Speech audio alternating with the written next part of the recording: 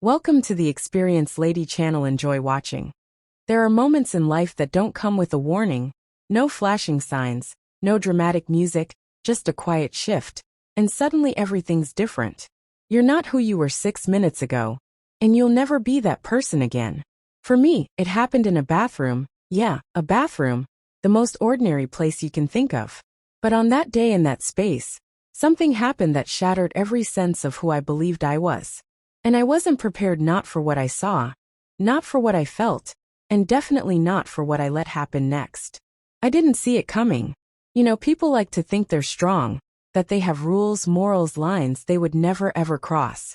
But life has a way of finding those weak spots, those silent moments when you're exhausted, empty, invisible, and it presses right there where it hurts the most.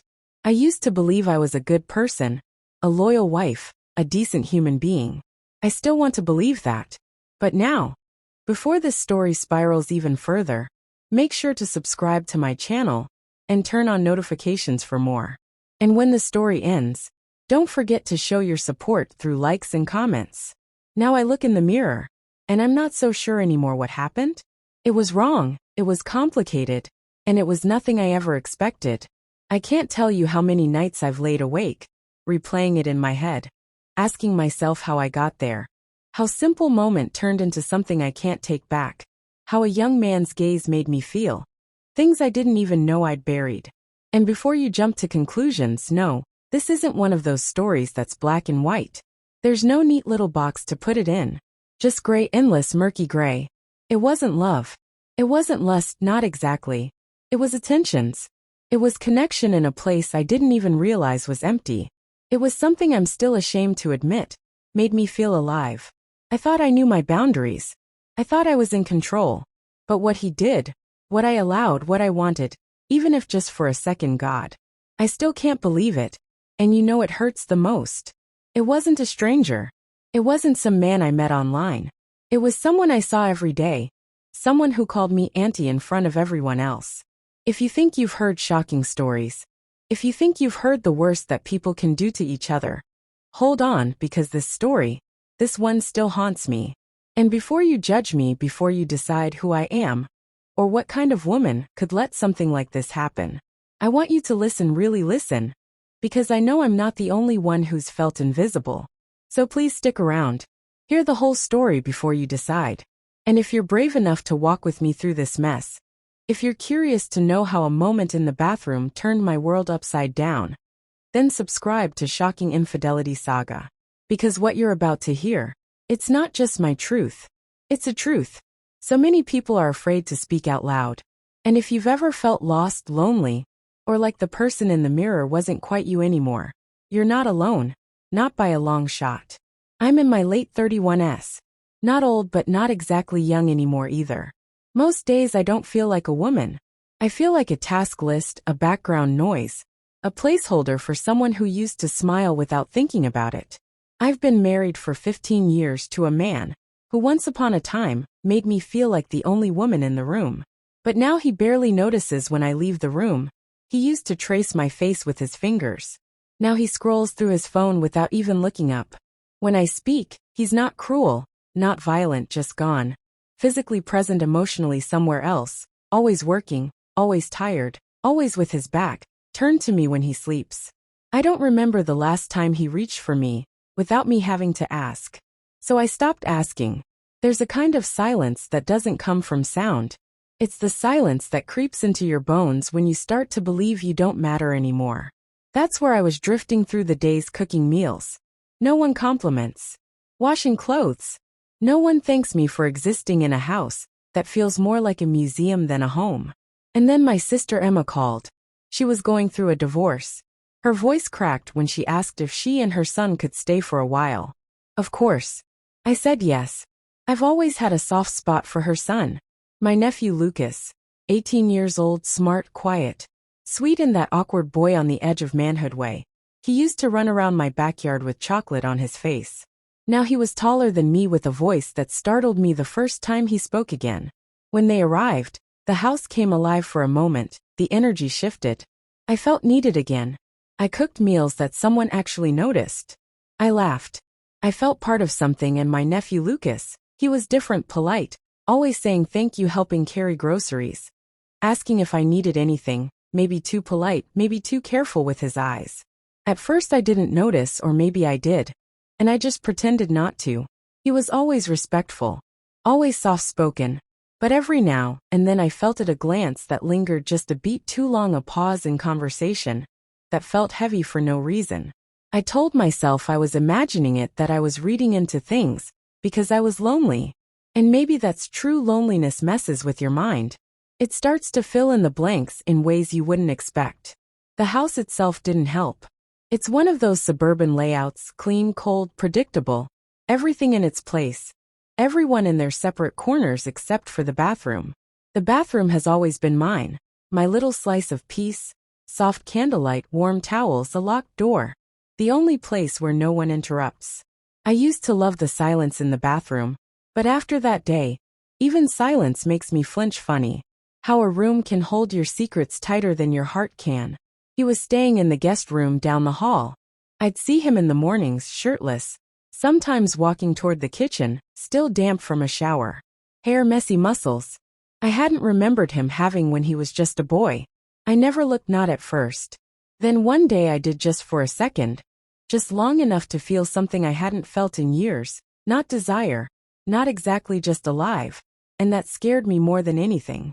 He wasn't a stranger. He was family, but something in the way he looked at me, it didn't feel like family, and I didn't stop it.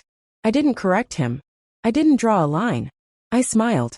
I didn't know it then, but that was the beginning of everything. Unraveling the beginning of me. Losing who I thought I was, one glance at a time, one silence at a time. And now when I step into that bathroom, I don't see peace anymore. I see the edge of a cliff I didn't know I was standing on, and the footsteps that followed me. They weren't mine alone. It was a quiet evening, the kind that hums along unnoticed. The way most regrets do at first. Dinner was simple: roasted chicken, some rice, a salad. My husband Henry barely spoke, too absorbed in whatever was on his laptop. My sister Emma had a glass of wine in her hand, and her pain masked behind a tired smile. My nephew Lucas helped me clear the dishes. He didn't say much, just moved beside me with a quiet sort of ease. He carried the plates to the sink, and when our fingers touched as I took one from him, I felt it, that tiny current, that split-second condominium jolt. That shouldn't have meant anything. I brushed it off. They moved into the living room. My husband Henry, my sister Emma, my nephew Lucas.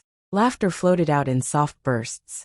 I stayed behind in the kitchen, wiping down counters that didn't need to be cleaned just to avoid going in there. I don't know why I felt so off that night. Maybe it was the wine. Maybe it was the ache in my C***** T that had become so familiar. I'd hardly noticed it anymore. Eventually I slipped away to the bathroom. I wanted a moment to breathe, to fix my face. Maybe to look at myself in the mirror and pretend I still recognized the woman staring back. I didn't lock the door. I almost always do, but that night I didn't. I don't know why.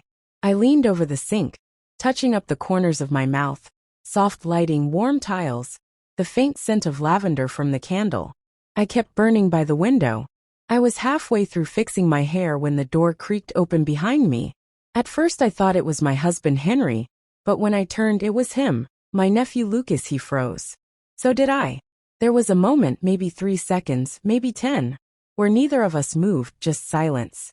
He stood there in the doorway, eyes wide, and I stood there, hands still in my hair, heart thudding, loud enough to echo off the tile. Then I saw it, his eyes. He wasn't looking away, not fast enough, and something about the way he looked at me. Not like a child seeing an ant, not like a boy who had made a mistake, but like a man seeing a woman. He stumbled back a step, eyes suddenly darting away. I didn't know anyone was in here. I'm so sorry, he said, voice cracking with nerves. Then he turned and left just like that. The door closed and I was alone again, but not the same. My face was still in the mirror, but everything had changed. I should have said something, laughed it off, called it out, set a boundary. But I didn't. I just stood there, staring at the reflection of someone who didn't know what to feel. And that's when the thoughts started creeping in. Why didn't I speak up? Why did I freeze? Why did a part of me notice the way he looked at me And worse, why did a part of me not hate it? I told myself it was nothing, an accident, a misunderstanding, something to forget. But some things you don't forget. Not because of what happened, but because of what it awakened. And in that silence, in that pause that stretched too long, something shifted, something that wouldn't go back to sleep. I tried to forget it. I really did. Told myself it was nothing, just a moment, an awkward accident, a kid opening the wrong door. But my mind, it wouldn't let go. That pause, that look, it played in my head like a broken record.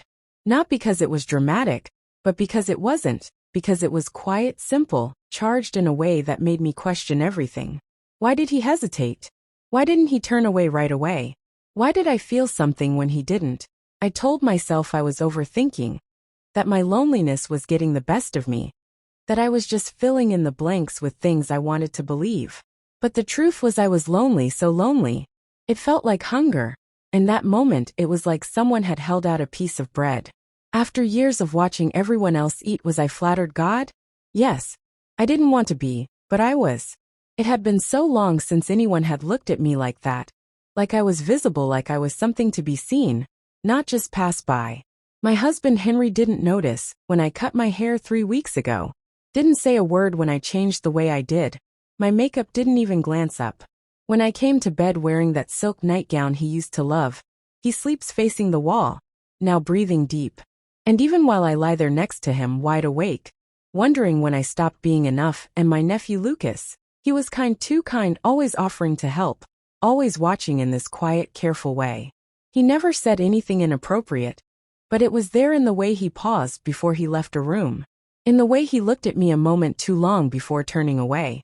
I began putting on makeup more often, just a little, just mascara, a hint of blush, some gloss. I told myself it was for me, that I was reclaiming something. I'd let go of that. I just wanted to feel good. But deep down I think I wanted to be noticed, not by my husband Henry. I'd given up on that a long time ago, but by someone, by him. I hated myself for it, but I craved it too. It wasn't about sex. It wasn't even about him really. It was about feeling like a woman again. And every time he glanced at me, every time his voice softened, when he asked how my day was, it chipped away at the wall. I tried so hard to keep standing. I started waiting for it, for the look, for the subtle shift in his eyes. When we passed each other in the hallway, I started wondering if he was thinking about that moment in the bathroom too. And one day I caught him staring again. This time I didn't look away either. After that day, everything changed, not all at once, but in tiny moments, small shifts in rhythm, little things that seemed harmless until they weren't. The next morning I walked past him in the hallway. He looked up from his phone, and his eyes met mine for just a second too long, not in an accidental way. In a way that said, we both remember. I didn't say a word, but my body, it responded before I had time to think. My stomach fluttered, my breath caught. That was the start. The next few days were full of moments that didn't belong in an ordinary home. Moments that built on top of each other, like kindling stacked around a slow-burning flame. One afternoon I handed him a towel from the laundry basket. Our fingers touched just fairly, but neither of us moved right away. It wasn't the touch itself. It was the pause after, like the silence had started saying things we weren't ready to admit out loud. Another day he walked by me while I was pouring coffee. He said, "You smell really nice today," softly, too softly, low enough that no one else could have heard. I didn't say thank you, but I didn't forget it. I started lingering in rooms I used to leave. I waited until he was in the kitchen to refill my water. I slowed my pace, walking down the hallway, hoping he'd come out of his room at just the right time. And then there were the jogs. He'd started going out in the evenings, running through the neighborhood. Sweat on his skin shirt, slung over his shoulder. The first time I saw him like that, really saw him, I felt shame burn under my skin. But I didn't look away. I told myself it was innocent, that noticing wasn't a crime, but my thoughts. They weren't innocent anymore, not really. One night I couldn't sleep. I went downstairs to make tea, wearing my silk robe, the one I hadn't worn in a long time, the one that always made me feel like I was still something. He was already in the kitchen. The room was dim, just the light over the stove, humming quietly. He turned surprised, and for a moment we just looked at each other. I pulled the robe tighter. He looked away, but not fast enough. We didn't speak. I poured my tea, he rinsed his glass, but the air was thick, like it could snap. If either of us breathed too hard. Nothing happened, but everything could have. And that was almost worse. The bathroom started to feel different too. I used to find peace there, but now, it felt like the air had changed, like the walls were holding secrets I hadn't meant to share. One afternoon I was in the shower, steam curling up around me, water pounding on my back. My eyes closed and then I heard a knock, a soft one, then silence, then the door handle shifted. I froze. I didn't say anything. The handle stopped moving, and then his voice, sorry. I thought it was empty. His voice was quiet but not nervous, not surprised, hopeful, like maybe he wanted it to be empty. Or maybe he wanted me to invite him in. He walked away and I stood there soaking, wet, heart racing, wondering why I didn't feel angry, wondering why a part of me wanted him to try again. The thoughts in my head were no longer innocent. They'd grown darker, heavier, more vivid. I started asking myself questions I had no business asking. Does he think about me when I'm not around? Does he remember the way I looked in the mirror that day? Does he want this as much as I do every look?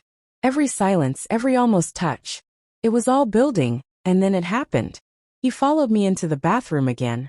But this time he didn't leave. It was a rainy afternoon. The kind where the sky hangs low and heavy, and the whole house feels like it's holding its breath. Everyone was asleep. My husband Henry had drifted off on the couch, half snoring, the TV murmuring in the background. My sister Emma had gone to lie down, headache, she said. The kind that comes from years of disappointment. The house was still quiet in that eerie, almost sacred way, like something was about to happen. But you didn't know what. I went upstairs barefoot, that would cool under my feet. I wasn't thinking about anything really, just wanted to freshen up, maybe splash water on my face, maybe hide for a minute in the only room where I could still hear myself think. I opened the bathroom door, and he was already in there, standing near the sink, changing outfits. He froze, so did I. His shirt was in his hand, his body still damp from the shower, traying low on his s. We looked at each other. Neither of us moved, not a word, not a sound, just the rhythm of the rain tapping against the window and the rise and fall of our breath. I should have turned around, should have said something, should have walked away, like none of this meant anything. But I didn't. He didn't either. He reached for the towel, hanging beside me slowly, deliberately, our hands brushed. I didn't pull away. I could feel the heat of his skin before he even touched me. I could feel my heart pounding, not in fear, but in something I didn't want to name. He stepped closer, not enough to touch, but enough to feel the mirror behind us began to fog, a soft, whispering haze forming on the glass, blurring the edges of what was real and what was already too far gone. Everything inside me screamed to stop, to say something, to remind myself who I was, but my body betrayed me. It leaned forward when it should have stepped back. It welcomed the warmth when it should have recoiled from it. I could have stopped it, but I didn't. And what happened next? I've never told anyone, not because I'm trying to protect him, not even because I'm trying to protect myself, but because when I think back to that moment, the quiet, the closeness, the way he looked at me like I was everything and nothing all at once. I don't know who I became in that room. When I looked at myself in the mirror afterward, I didn't recognize that woman. She wasn't a wife, she wasn't an aunt, she wasn't even a person I could explain. She was just there, raw, unraveled, exposed. And the worst part, a part of me didn't want to look away. The next morning, the house was too quiet, not peaceful, hollow, like someone had taken all the air and left the silence behind. I moved through the kitchen like I always do. Coffee, toast, small noises that felt too loud. My hands were steady, my face held, but inside I was shaking.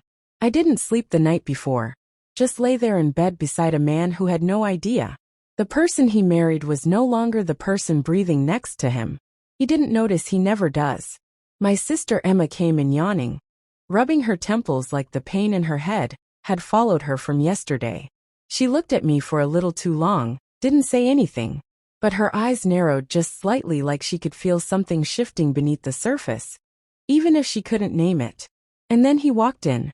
My nephew Lucas. He didn't say good morning, didn't even look at me, just grabbed a glass of water, kept his eyes low and left without a word. The tension hit like a slap, sudden, sharp, silent. He didn't have to say anything.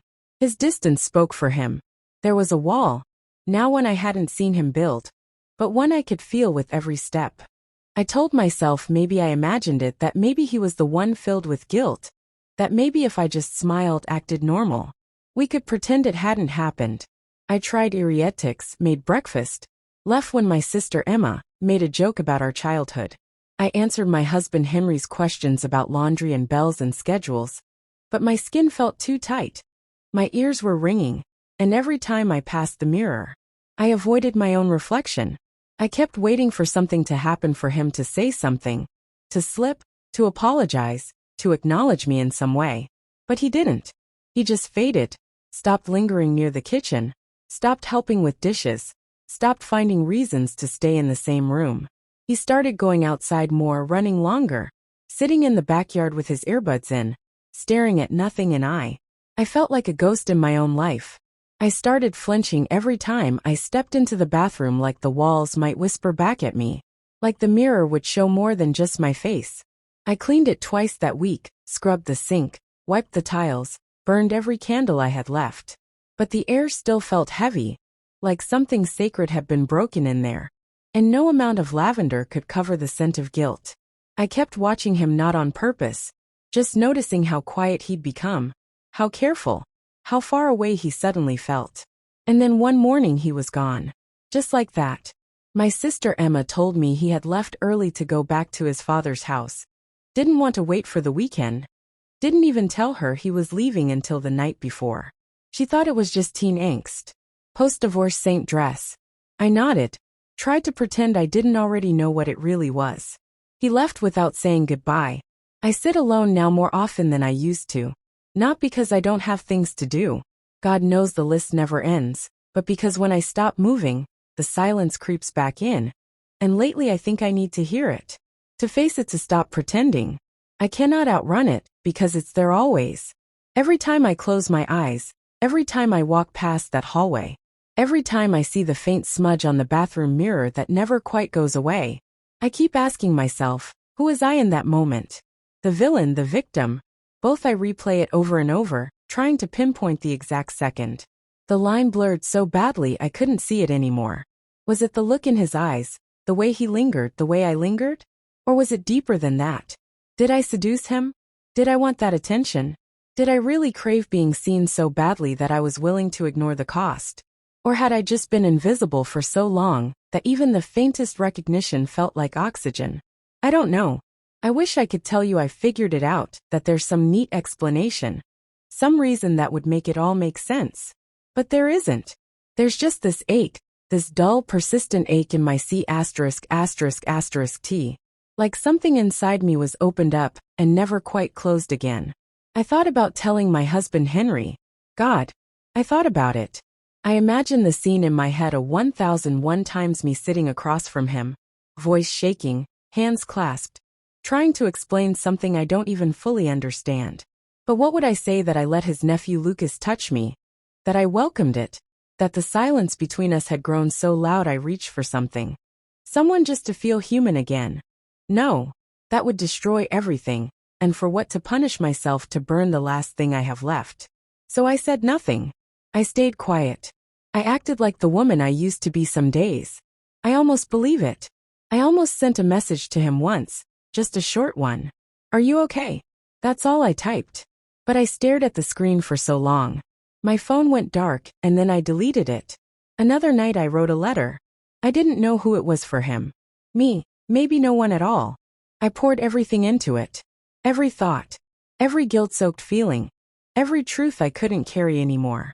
And when I finished, I folded it, walked outside and burned it. Watch the flames eat the edges, curl the corners, turn my confession into ash. It didn't make me feel better, but it made it real. Sometimes I still go into that bathroom. I sit on the edge of the tub, lights off, candle lit. I close my eyes and try to remember who I was before all this. But this silence there, it's not peaceful anymore. It's full of echoes, soft, lingering, unrelenting. The bathroom is quiet again, but I hear echoes. I can't silence. Have you ever crossed a line? You swore you never would, not in some loud, reckless way, but slowly, silently, one tiny step at a time, until suddenly you're standing somewhere you don't even recognize. Have you ever felt pulled toward someone you knew you shouldn't even notice? Not because you wanted to fall, but because falling felt better than staying numb. I know what I did was wrong, but I also know what it feels like to be invisible, to reach for something, someone, just to remember what it means to be alive, to be wanted, to be seen. I'm not proud, but I'm not pretending either. Tell me in the comments, if this was you, if you were sitting where I'm sitting now, what would you do? Would you confess? Would you destroy everything in the name of truth? Or would you carry the silence like a scar no one sees? Would you call it weakness or just being human? I don't know anymore. All I know is it happened, and it changed me. If you've ever felt something you weren't supposed to, if you've ever held a secret that felt heavier than guilt itself, you're not alone. Subscribe to Shocking Infidelity Saga for more stories like this. Stories that peel back the layers of what we hide and what we can't help but feel. Because behind every perfect picture, every quiet smile, there's a truth we're not always ready to say out loud. And sometimes the real betrayal isn't what you do, it's how easily you justify it. Just to feel that. Don't forget to give it a like if you like what we shared today, as every interaction helps us grow and allows us to continue connecting with you through stories that matter. Thank you for being part of this community.